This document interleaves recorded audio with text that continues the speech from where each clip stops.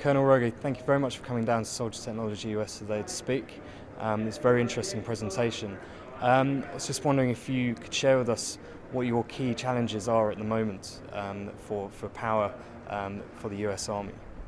Well, I think one of the key challenges is to really understand how energy supports our operational mission, and especially to keep the soldier out as our primary focus. So to understand how everyone else's job supports that soldier on the ground.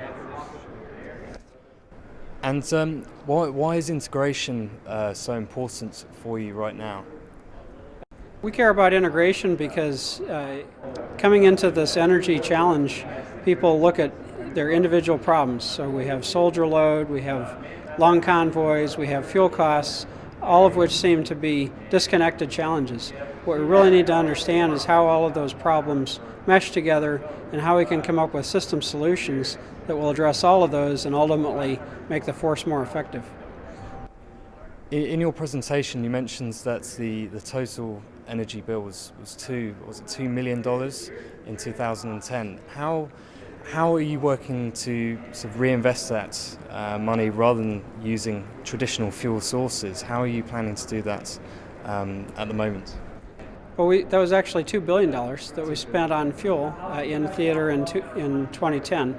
So what we'd like to do is to be able to invest some money in alternative energy technologies, which could displace some of the fuel in the forward area, and it'll more than displace, it'll have a multiplicative effect on the overall fuel bill. So if we can save a gallon of fuel, say, on a front line, it may save 5 gallons overall.